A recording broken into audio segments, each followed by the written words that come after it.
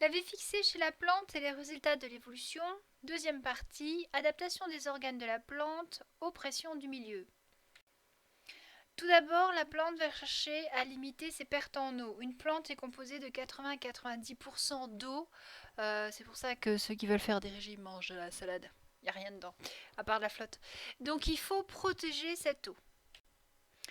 Vous connaissez le laurier de haie.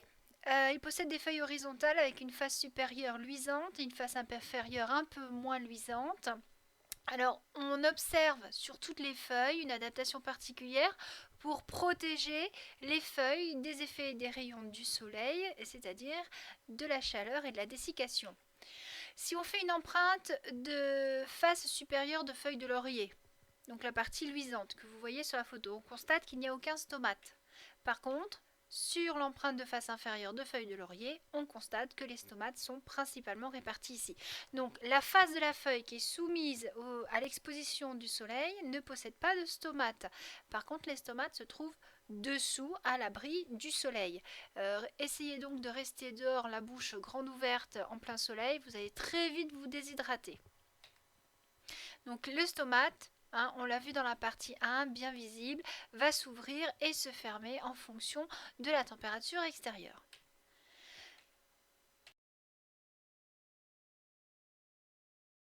Voilà.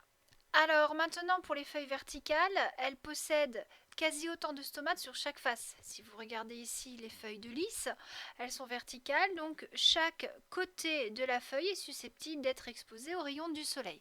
De ce fait, on a des stomates de chaque côté. Voici l'empreinte de la face adaxiale de feuille, c'est-à-dire face tournée vers la tige. Alors vous allez me dire, elle est où la tige? Eh bien, souvent la tige est toute petite, il faut fouiller dans le sol pour la trouver. Et voici l'empreinte de la face abaxiale, donc de feuille verticale, face opposée à la tige. Donc vous voyez qu'on a une répartition équivalente des stomates, on a des cellules très longilignes, avec quelques stomates aussi longilignes. Donc, dans la première partie, on avait constaté que l'ouverture des stomates se faisait plutôt en début de journée, en fin de journée, qu'elle correspondait à une forte assimilation de CO2, ce qui traduisait donc bien que les stomates faisaient rentrer de l'air dans la chambre aérifère pour permettre aux cellules du parenchyme de pratiquer la photosynthèse, donc en intégrant le CO2. On peut rajouter ici une étude supplémentaire, voir l'influence de l'intensité de l'ensoleillement. En début de journée, l'ensoleillement vers 9 heures, il est environ à 3 unités arbitraires. Donc je vous rappelle quand vous faites une étude de graphique, vous présentez votre graphique et vous faites des phrases, on constate que, on en déduit que, sans oublier les valeurs chiffrées. Donc ici on constate qu'au moment où l'ouverture maximale des stomates a lieu, c'est-à-dire vers 9-10 heures du matin, on a un ensoleillement compris entre 3 et 4 unités arbitraires. Même principe pour ouverture maximale vers 17-18 heures. On a un ensoleillement qui tourne entre 3 et 4. Par contre, si on prend un ensoleillement maximum vers 5 unités arbitraires, on se trouve vers 13 heures de l'après-midi. On constate qu'à ce moment-là, les stomates sont très peu ouverts. On a 40% des stomates qui sont ouverts. Donc du coup, on a une activité photosynthétique qui est faible. Donc là, ce qu'il faut tirer comme information, c'est que la plante ne va pas ouvrir ses stomates au moment où il fait le plus chaud. Pourquoi? Parce que sinon, c'est comme vous, quand vous restez la bouche ouverte en plein soleil, il faut vous déshydrater. Elle va se déshydrater, elle va perdre son eau. Donc en fermant ses stomates, elle protège l'humidité de l'intérieur des feuilles. Souvenez-vous, dans la première partie, on a vu que les feuilles étaient protégées par un épiderme supérieur assez épais, parfois avec une cuticule cireuse, et un épiderme inférieur. Donc on va conserver l'humidité, la vapeur d'eau dans les lacunes aérifères en fermant les stomates. Et c'est pour ça qu'un jardinier vous dira qu'il ne faut jamais arroser le potager en plein soleil. Les gens se disent, il y a un beau soleil, il fait beau, on arrose les plantes, elles ont du soleil, elles ont de l'eau, elles vont pousser. Non, si vous arrosez un potager en plein soleil vers midi 11 heures, vous allez créer une humidité relative au niveau des plantes, vous allez abaisser la température et vous allez tromper la plante. Elle va penser donc qu'il y a moins de rayons lumineux, elle va ouvrir ses stomates. Mais une fois que l'eau que vous avez déposée sera évaporée par les effets du soleil. Les stomates, eux, s'ouvrent. C'est pas un mécanisme rapide comme vous ouvrez ou vous fermez la porte de votre chambre, hein. Ça met un certain temps. Et ben les stomates vont rester ouverts et du coup la plante va se déshydrater et vous allez la cramer. Elle va être naze la plante. Donc dans votre potager, dans votre jardin, si vous voulez arroser, ça va être le matin ou le soir à la tombée de la nuit. Mais certainement pas en plein soleil à midi. Donc ces stomates, il faut bien qu'ils s'ouvrent et qu'ils se ferment. Et ça va être dû à des mouvements d'ions. Donc vous avez en haut la structure d'un stomate avec son ostiole au milieu. Vous avez les 3 ions représentés. Quand le stomate va vouloir s'ouvrir, en fait, les ions vont rentrer dans les cellules vont devenir turgescentes. Il y a une forte concentration d'ions à l'intérieur, ça crée un appel d'eau. Avalez donc une cuillère de sel. Vous avez soif derrière, parce que vos cellules ont soif. Donc ici, on a les sels minéraux qui rentrent dans les cellules de garde. Donc de l'eau arrive, les cellules se gonflent, et du coup, ça ouvre l'ostiole. À partir du moment où il faut fermer l'ostiole, la cellule de garde va excréter les sels minéraux. Du coup, l'eau va partir. Et à ce moment-là, les cellules seront flasques, elles vont se ratatiner sur elles-mêmes. Ça va fermer l'ostiole. Un peu comme un bateau gonflable. Voici donc l'écartement entre les 2 boudins du bâton gonflable qui est dégonflé.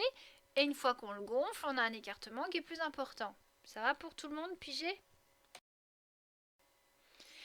Donc on va protéger aussi les stomates. Pas seulement les mettre sur la face inférieure, certaines plantes rajoutent des protections. On peut avoir des poils particuliers en parasol qui protègent l'épiderme du vent notamment. Vous savez que le vent aussi déshydrate. Si en été il y a du vent dehors, mais il y a des nuages, il n'y a pas trop de soleil, il ne fait pas très chaud, mais qu'il y a du vent, votre linge il va sécher. Agitation des molécules, je ne vous fais pas un cours de physique, l'eau va s'évaporer. Donc s'il y a du vent, la plante peut perdre de l'eau. Et le poil va jouer le rôle de parasol, d'accord, pour protéger un peu du vent. Vous avez une jolie photo de poil de Psilotrichum vu en section au-dessus, ça fait vraiment la forme d'un parasol, et vu de dessous, la photo dessous, donc c'est assez joli, on dirait une petite étoile. Donc ça permet vraiment de limiter une zone gazeuse située sous le poil, cette zone est abritée du vent et donc de la dessiccation. Par contre, le gaz carbonique va être présent et ça va permettre aux stomates d'assurer leur fonction. Parfois, certaines plantes ont des cryptes. Donc, vous avez à gauche une coupe d'épiderme inférieur de feuilles de laurier et il y a une crypte, c'est-à-dire un renfoncement avec des poils que l'on distingue qui vont protéger l'entrée de la crypte et les stomates se trouvent au fond de la crypte. D'accord, un peu comme si vous mettiez au fond d'une grotte dans une montagne, il y a une grotte, vous rentrez au fond, là vous risquez rien. Il fait chaud dehors, il y a du vent, c'est pas grave, vous êtes dans la grotte quoi. Donc là, dans ce type d'adaptation, la transpiration qui est due au mouvement de l'air sec externe est limitée puisque les stomates sont abrités. De plus, à l'intérieur des cryptes, il y a une atmosphère humide de par les poils qui retiennent l'humidité. Donc le gaz va pouvoir diffuser par les stomates et on va avoir photosynthèse. D'autres plantes ont trouvé une autre astuce, elles vont procéder à un enroulement de la feuille. Alors typiquement c'est ce qu'on trouve sur les feuilles d'Oya dans les dunes, pour ceux qui ont déjà eu la chance d'aller voir dans les dunes. Alors souvent les chemins sont balisés, il y a des barrières, on ne peut pas marcher sur les dunes. Pourquoi? Parce qu'on a besoin des Oyas, si tout le monde marche sur les Oyas et les écrase, la dune ne va pas se stabiliser. Le système racinaire des Oyas permet, et surtout leur rhizome souterrain, permet de maintenir la dune en place. Donc ces Oyas sont protégées. Donc ces Oyas, elles sont soumises à une pression du soleil. Il va falloir qu'elles se protègent. Si on fait une coupe transversale de feuilles d'Oya, on s'aperçoit qu'il y a donc un épiderme qui est bien régulier et un épiderme qui est irrégulier, qui forme des bosses. Si on va plus dans le détail, on s'aperçoit que dans chaque creux, il y a des cellules particulières, les cellules bulliformes. Alors ces cellules, quel est leur rôle? Eh bien ces cellules, par un gonflement ou un dégonflement, vont permettre de dérouler ou d'enrouler la feuille. Donc à gauche, vous avez la coupe de la feuille d'Oya. À droite, vous avez sa position en cas d'air sec, donc elle est enroulée, et en bas, sa position d'étalement en cas d'air humide. Donc ce sont vraiment ces cellules bulliformes, comme pour les cellules de stomate. Une fois que ces cellules sont bien gonflées, remplies d'eau, elles vont repousser les cellules à côté d'elles, ça va créer un écartement, et quand elles vont se vider de leur eau, et bien la feuille va se refermer. Donc voici les différentes étapes. Une feuille d'Oya fermée, donc l'air est sec, l'air va être humide, progressivement les cellules bulliformes vont récupérer de l'eau et la feuille va s'écarter. Tiens, j'ai un message, et bien ça attendra plus tard. Exactement comme les toboggans gonflables des avions. Vous allez me dire, c'est quoi ce gros sac jaune? Eh bien, c'est ce qu'il y a dans les portes des avions. Quand vous avez un atterrissage d'urgence, les hôtesses de l'air, elles ouvrent la porte de manière urgente. Le toboggan commence à se déplier, il y a de l'air comprimé qui est injecté. Il continue de se déplier, et il continue, et hop, au final, on obtient un toboggan. Et bien, les cellules bulliformes, c'est le même principe, sauf qu'au lieu d'injecter de l'air, c'est de l'eau, comme pour les stomates.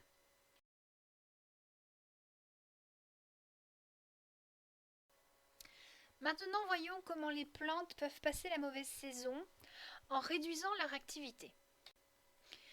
Tout simplement, on va avoir un arrêt de la circulation des sèves et une mise en place de bouchons de calose, alors c'est un polysaccharide, dans le phloème pour éviter les embolies. Chez les plantes annuelles, bon, on a un cycle de vie qui dure un an. La plante, elle meurt. C'est une petite fleur des champs, elle n'est pas protégée, elle n'a pas d'écorce, rien, elle ne va pas du tout résister au froid. Par contre, un arbre, lui, va pouvoir résister au froid. Par contre, il ne faut absolument pas que sa sève gèle, il ne faut pas qu'il perde de l'eau, il faut qu'il résiste. Donc qu'est-ce qui va se passer? On va arrêter la circulation dans le phloème, on va avoir des bouchons de calose qui vont se faire. Donc là, vous avez un tube de phloème et on voit l'ensemble des bouchons de calose qui se met vraiment au milieu. Du coup, la sève ne circule plus du tout. C'est pour ça qu'on plante les arbres dans les jardins à l'automne, c'est la saison propice. On attend, comme disent les jardiniers, que toute la sève soit descendue dans les racines. Alors c'est une image, hein. Évidemment il y a beaucoup de sève qui quitte les feuilles avant que les feuilles tombent. Tout se stocke dans l'arbre et les racines, mais il n'y a pas tout qui descend dans les racines. Simplement la sève est bloquée et on évite également les embolies. Alors une embolie, c'est une bulle d'air qui se balade. Les feuilles jaunissent. Alors vous allez me dire pourquoi? Tout simplement parce que en raison de la baisse des températures, on va avoir une instabilité de la chlorophylle et l'arbre va donc récupérer des substances dans sa feuille. Alors, certains disent qu'ils vont récupérer beaucoup d'acides. Il faut savoir que les acides vont permettre de renforcer les écorces et à empêcher les insectes de venir s'installer dans les écorces pour l'hiver. Donc on a récupération de substances par les vaisseaux, ça rentre dans le tronc, c'est pour ça que la feuille elle sèche. On va avoir donc au niveau du tronc une zone de séparation et une zone de cicatrisation qui vont se former. Ces deux zones forment la zone d'abscission, c'est la zone où ça coupe. Alors bien sûr elle se fait après le bourgeon axillaire, hein, on ne va pas couper avant le bourgeon. Donc là où la feuille va tomber, il va y avoir une cicatrice et le bourgeon axillaire qui est dormant va se réveiller au printemps suivant. Donc les feuilles changent de couleur. Pourquoi? Parce que tout d'abord on a la chlorophylle qui ne supporte pas la baisse de température, la baisse de luminosité. Donc progressivement le vert disparaît et comme la chlorophylle était présente en très grande quantité, elle couvrait les pigments jaunes, les carotènes. Donc ce qui se passe progressivement, première étape, en raison des baisses des températures, la chlorophylle devient stable, elle est détruite et les carotènes deviennent visibles. Qu'est-ce qui va se passer? En raison des baisses de température, l'arbre va commencer à mettre en place des bouchons de callose pour empêcher la circulation de phloème. Donc on va avoir la sève brute de la feuille qui ne va plus pouvoir rentrer dans le tronc.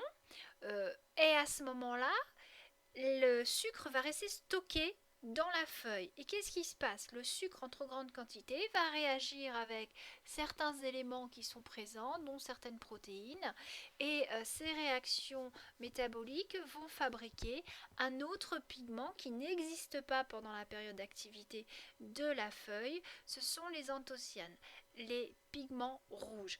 Donc, plus vous êtes sur une feuille rouge, plus vous êtes avancé au niveau de la fermeture des bouchons de callose. Les cellules embryonnaires contenues dans les bourgeons, elles vont être en vie ralentie, elles vont être acclimatées au froid. Donc ce fameux bourgeon dont je vous parlais tout à l'heure, qui se trouve juste à côté de la zone d'abscission, donc c'est sur le schéma, c'est la légende numéro 6, vous avez la cicatrice de la feuille tombée, et au-dessus vous avez le bourgeon. Alors quand on regarde à l'intérieur d'un bourgeon, on retrouve toute la structure du rameau, c'est-à-dire qu'on retrouve une tige feuillée miniature avec des petites feuilles miniatures. Le tout va être protégé par des écailles protectrices et une sorte de duvet cotonneux. Ça va faire une couverture pour protéger les futures feuilles de l'hiver. Alors, souvent, on a des problèmes, comme pour cet hiver 2015-2016, on n'a pas vraiment des températures très basses. La journée, en ce moment, ça peut monter à 10-12 degrés. Là, on a des problèmes. On a des arbres, à l'heure où j'ai fait cette vidéo, on est le 6 janvier 2016. On a des arbres dans le sud de la France. Il a fait tellement chaud, ils pensent que c'est le printemps. Ils ont déjà ouvert leurs bourgeons floraux, leurs bourgeons de feuilles. Et le problème, c'est que si l'hiver n'étant pas fini, si on a une vague de froid qui revient, les écailles seront ouvertes, il n'y aura plus de protection pour le froid et tous les bourgeons vont mourir. Et donc là, pour les arbres fruitiers, par exemple, pour les cultivateurs d'arbres fruitiers, c'est une catastrophe économique. Car si les bourgeons s'ouvrent en cours d'hiver à cause de températures élevées, les fleurs vont être grillées, il n'y a pas d'autre mot, elles vont être cuites, brûlées par le froid et ça ne donnera pas de fruits. Donc la future récolte est compromise.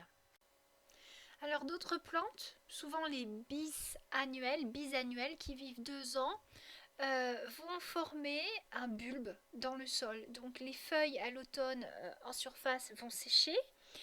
Pendant la fin de l'été, donc en général les fleurs sortent au printemps. Pendant tout l'été, il y a des feuilles en surface. Les feuilles poussent à partir d'une tige qui est toute petite et qui est souterraine. Et les feuilles vertes qui sont dehors vont se gorger de sucre, vont faire photosynthèse, fabriquer du sucre, et qu'elles vont stocker dans des feuilles souterraines qu'on appelle des écailles charnues. Les feuilles vertes de surface vont sécher et vont finir par donner la fameuse enveloppe marron que vous enlevez sur les oignons. Et on a des futures feuilles à l'intérieur. Donc elles vont passer l'hiver sous cette forme et au printemps suivant, elles vont refleurir. Alors on a des bulbes qui ne fleurissent pas la première année mais qui fleurissent la deuxième année. On a des bulbes qui fleurissent chaque année. On a des bulbes qui durent 1 an. On a des bulbes qui durent 2 ans. Ça va dépendre des espèces. Donc là vous avez la coupe d'un oignon de tulipe où vous pouvez voir les feuilles charnues, la tige qui se développe et l'ébauche de bourgeons axillaires. Bien souvent sur ces bulbes-là, on a des petits bourgeons qui se forment. Il suffit de planter 5 bulbes une année et puis au bout de 3-4 ans, vous êtes envahi de tulipes ou d'autres plantes à bulbes parce qu'il y a des bourgeons qui se forment sur les côtés en profondeur. D'autres formes d'attente dans le sol, ce sont les rhizomes, donc des tiges souterraines horizontales qui possèdent leurs bourgeons. Et ces bourgeons, comme pour un bourgeon sur une branche d'arbre, sont protégés par des écailles. Et au printemps, ces feuilles vont se réveiller et vont pousser. Maintenant, les plantes vont chercher à éviter les prédateurs. L'exemple qui le plus utile, je dirais, en terminale, qui regroupe toutes les protections, enfin une bonne partie des protections, c'est l'acacia. Vous allez me dire, on n'en a pas en France métropolitaine, mais on en a dans les DOM, en Afrique. Donc l'acacia, lui, c'est simple, il a plusieurs modes de protection. Pour limiter l'action des herbivores, il va tout d'abord produire des épines. Alors, ce qui est assez marrant sur les branches acacia, c'est que les épines qui sont les branches qui sont fortement broutées vont avoir de grandes épines et les branches qui sont pas souvent broutées vont avoir de petites épines. Ça veut dire ce que ça veut dire, hein. Plus tu me bouffes, plus je fais des épines pour t'empêcher de me manger, pour que ça te pique la langue. Bon, ceci dit, les girafes ont une langue tellement râpeuse que ça ne les dérange pas. Par contre, les koudous, les autres gazelles, antilopes, ça les dérange un peu. L'acacia va également produire des molécules toxiques pour les brouteurs, ce qu'on appelle des tanins. Donc il y a une grande réserve en Afrique, ils ont fait venir beaucoup de koudous et ils n'ont pas compris. Ces koudous donc avaient été introduits dans des parcelles où il y avait beaucoup d'acacias. Ils ont eu une forte mortalité de koudous au début. Les koudous au départ mangeaient les acacias, puis progressivement on s'est aperçu que les groupes de koudous ne touchaient plus aux acacias. Ils avaient compris par la mort de leurs congénères que ces plantes étaient toxiques et en fait on a retrouvé des tanins dans le sang des koudous. Ça les a tués. Ces plantes donc, plus elles sont broutées, plus elles vont fabriquer de tanins pour se protéger. Ensuite, l'acacia est super intelligent, il est capable de communiquer avec ses congénères voisins en libérant de l'éthylène volatile. Donc il suffit qu'un acacia soit brouté, il va libérer tout de suite de l'éthylène. L'éthylène étant volatile, il va aller se fixer sur les feuilles des acacias voisins et ceux-ci vont tout de suite se mettre à produire des tanins en prévision d'une attaque de brouteurs. D'autres acacias sont encore plus malins que ça et ils vont établir des coopérations avec des fourmis. À la base des épines, on peut avoir un renflement qui est creux. Les fourmis vont vivre à l'intérieur et en échange de cet abri, elles vont protéger l'acacia. À savoir que dès que la branche bouge, c'est qu'il y a un brouteur qui est là, les soldats vont sortir et vont aller attaquer le brouteur, le mordre, l'injecter du venin, et de ce fait le brouteur va partir.